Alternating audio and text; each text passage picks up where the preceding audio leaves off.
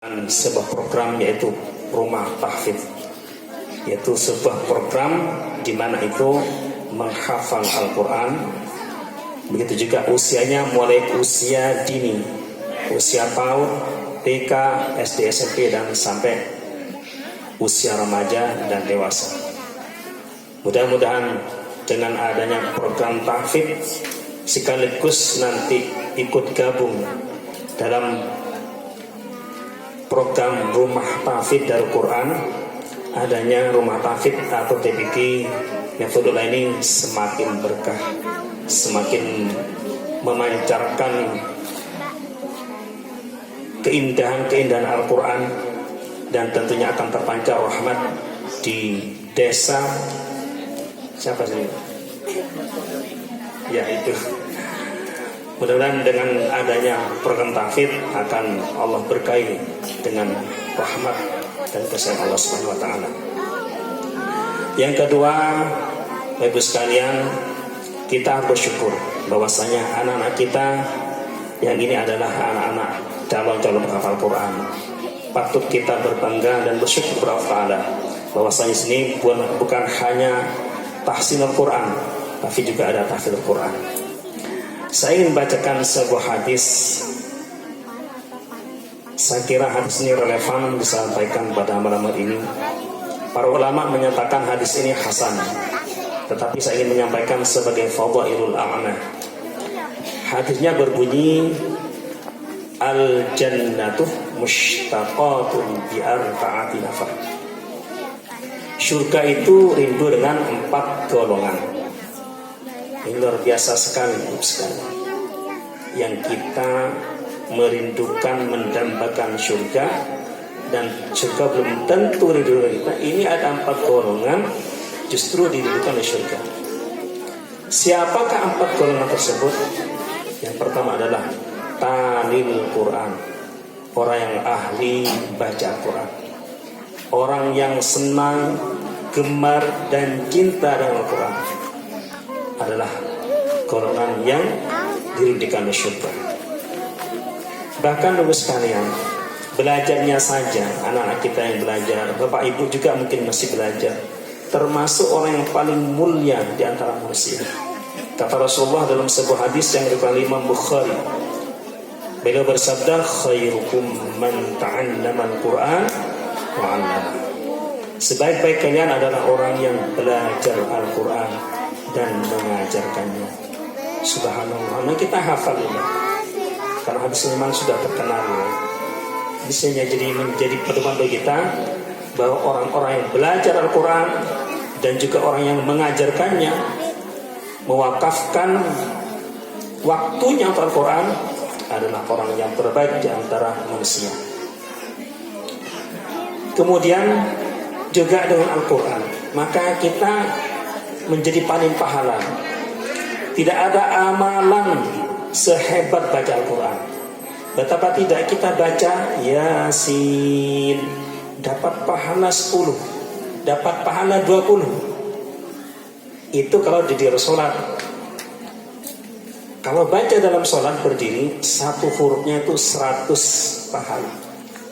Sesuai dengan sabda Rasulullah yang dikatakan Imam Ahmad, Rasulullah bersabda, man qara'a harfan min kitabillah falahu hasanatun wal hasanatu bi asyri amsalha la aqulu alif lam harfun walakin alifu harfun wa lam harfun wa mim harfun.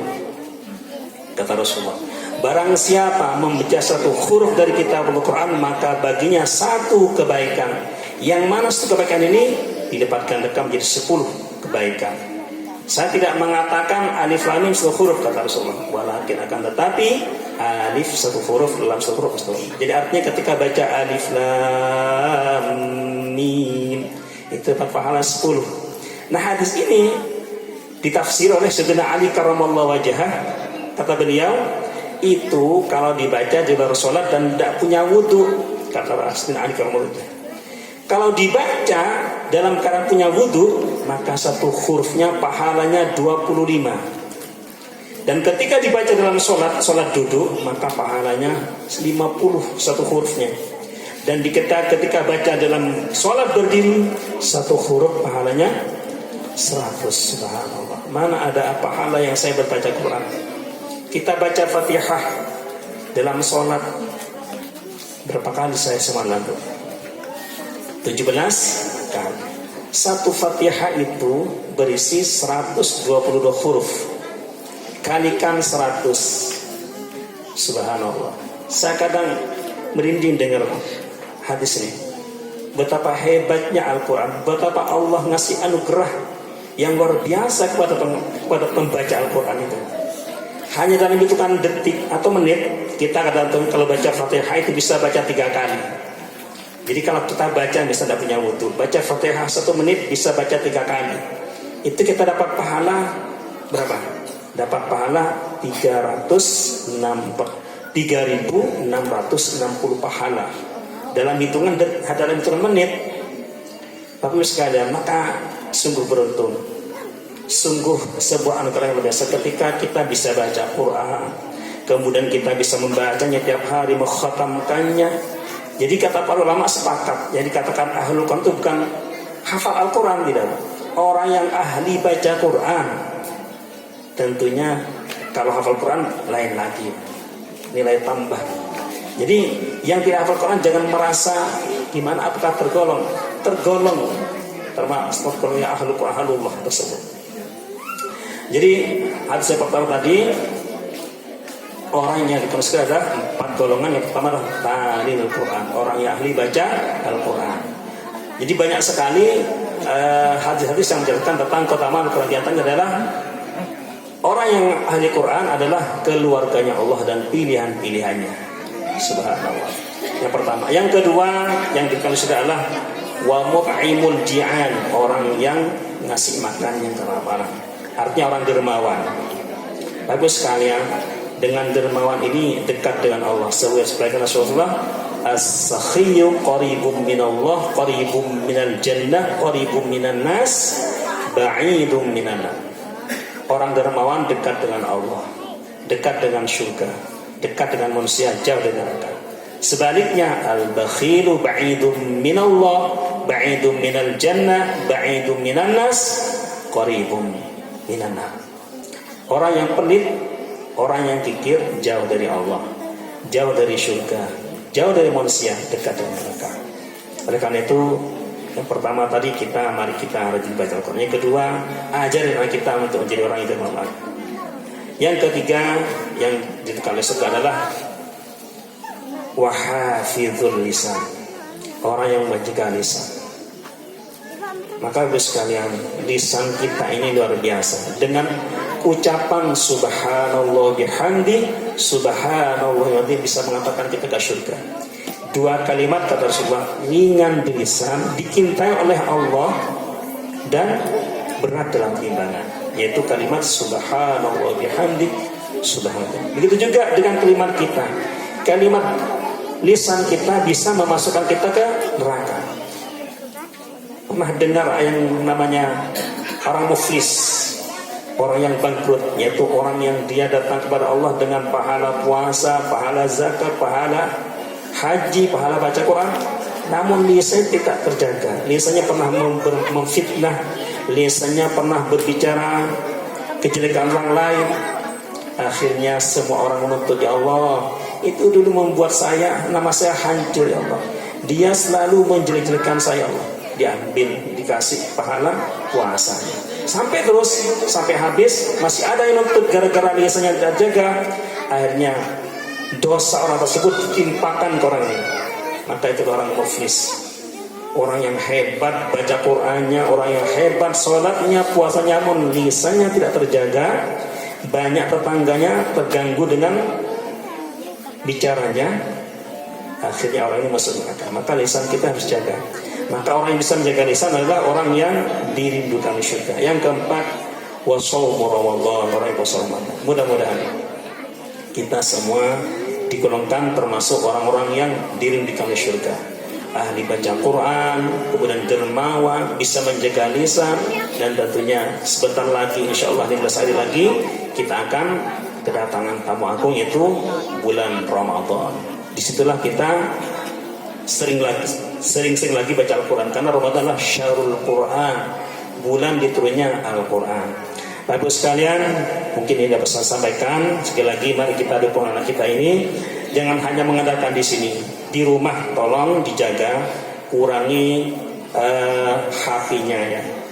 Mungkin permainan di HP itu kan banyak sekali game. Itu ada sebuah tipu daya setan. Siapa tuh berbisik, Bu? Ketika kita enak main apa namanya, game namanya, game. Bapak-bapak juga kadang ketagihan itu. Itu sebenarnya ada bisikan, daripada kamu berbuat dosa, daripada bermaksiat, daripada kamu kesana, mending ini aja, main game ini, tidak berdosa. Betul, awalnya tidak dosa, mubah. Tetapi dengan sudah kecanduan main game ini, Allahu Akbar, lewat. Asik main game. Dipanggil, Ferdi sini deh, saya asik. Akhirnya ya tadi, sholatnya akhirnya mepet, masternya sari ya. Jadi kalau tidak menjelang hari tidak sholat, itu pun hanya sekedar kewajiban. Gara-gara tadi, maka setan akan ketawa. Ingat, ini betul-betul tipu daya setan, yaitu lewat jalan yang mubah. Ketika setan mengajak kepada yang haram tidak mau, setan tidak bersasa, lewat yang makruh tidak mau, yang mubah. Salah satu tadi kecanduan game. Bahkan suami istri sebelahnya tidak direkan itu, suaminya asik main game sampai jam 1 malam. Begitu jam 2 malam tidur, subuhnya tinggal. Nah, begitu kelihatan. Kenapa Ustaz ngalami? Jadi saya ngalami juga, pernah kecanduan 1 bulan. Saya ngaku ini berdosa. Makanya saya sampaikan, astagfirullah, baru saya tobat itu. Hanya tobat anak-anak semua. Kalau anak-anak penghafal Quran, jangan sampai di hatinya ada game. Itu bahaya sekali. Isi dengan murattal Quran ya. Jadi itu luar biasa itu. Orang kalau bermaksiat langsung Allah taubat, nangis, selesai, Allah ampuni. Tapi game bertahun-tahun kalau tidak sadar itu akan rusak semua, sakit pinggangnya tidak, karena tidak minum, matanya rusak karena selalu mandang waktu. Otaknya tambah rusak lagi, isinya permainan dok. Hatinya apalagi jadi keras. Hati-hati ya. Ini tipu daya lewat yang mubah. Jadi yang kecanduan game ini problem. Astagfirullah, bilang itu. Itu tadi betul itu luar biasa akibatnya. Oleh karena itu satu-satu misalnya ada 5 game, satu deh lah ya. Satu deh sampai ada aman. Bapak sekalian, ini dapat sampaikan, mudah-mudahan bermanfaat. Apabila yang sampaikan ada kebenarannya, itu semata dari Allah SWT. Apabila yang sampaikan tidak teratur, bahkan tidak bagus, itu adalah dari kebodohan saya. Demikian dapat sampaikan. Terima kasih atas semua perhatian. Mohon maaf atas kekhilafan. Akhirul kalam. Assalamualaikum warahmatullahi wabarakatuh.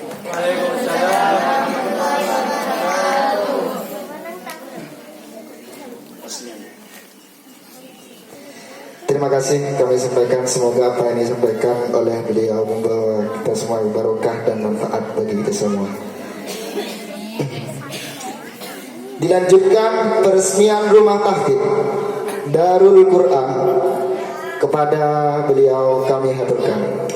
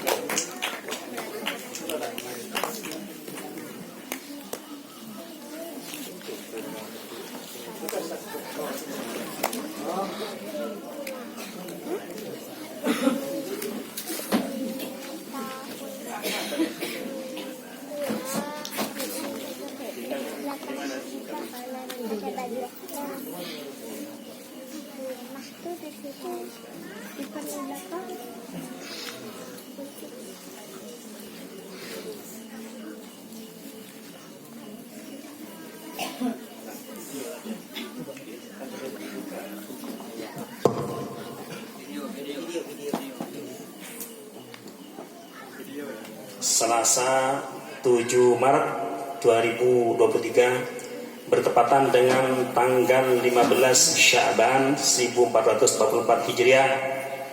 Rumah Tahfidz Miftahul Ula kita buka dengan ucapan Bismillahirrahmanirrahim.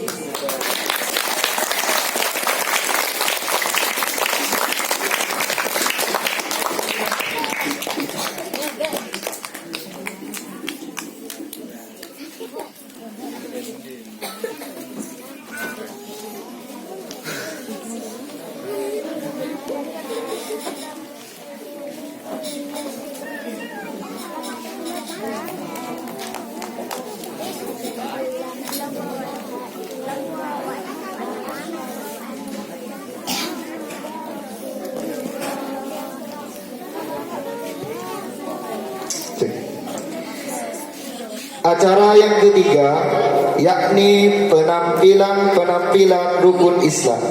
Kepada yang bertugas, waktu dan tempat kami hadirkan.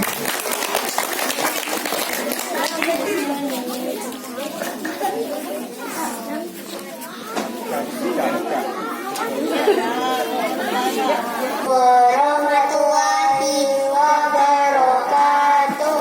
Waalaikumsalam warahmatullahi wabarakatuh.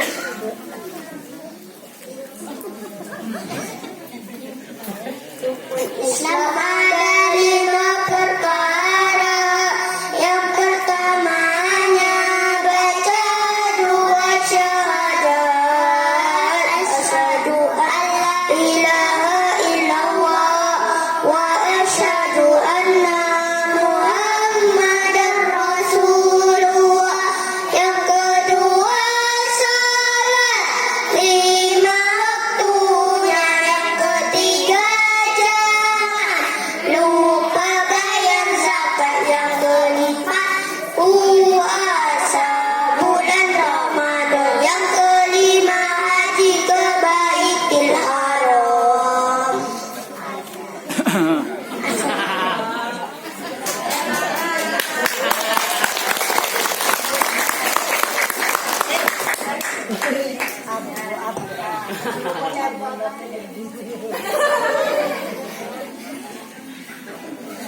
Sebuah Riki latihannya tak maksimal. Lanjut pertanyaan ya anak-anak ya. Siap? Coba bilang siap. Ayo siap, bilang siap. Siap. Nanti yang disebut namanya ambil mic-nya ya. Nomor 1, tepuk tangan dulu untuk Fikri Zahri Zaidan. Fikri.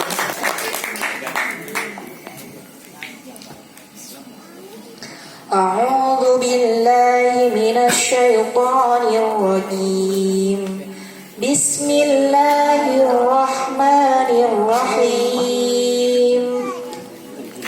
Kalla layunbadanna fil hutamah wa ma adraka mal hutamah. Narullahil muqadah allati tattali'u alal afidah. Innaha alaihim muqsadah fi amadim mumaddadah. Ya bagus, tepuk tangan. Selanjutnya Rania Putri Damayanti.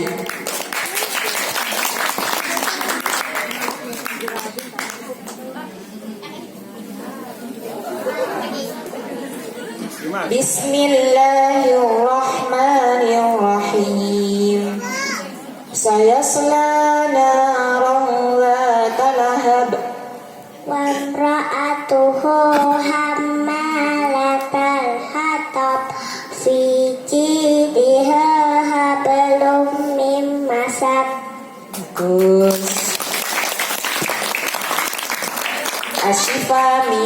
Agustin.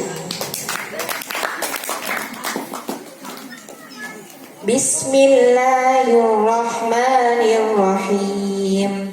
Li'ilafi Quraisy ilafihim rihlatas sita'i was-shayf. فليعبدوا رب هذا البيت الذي أطعمهم من جوع وآمنهم من خوف. Ya, bagus. Selanjutnya Adifa Aska Rumaiza.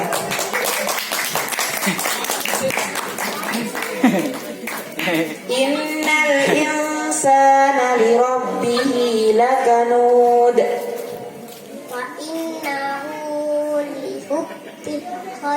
Wa innahu ala dzalika لشديد وإنه لحب الخير لشديد أفلا يعلم إذا بؤسر ما في القبور وحصل ما في الصدور إن ربهم بهم يومئذ لخبير. Ya, bagus. Aisyah Izzatul Ulia.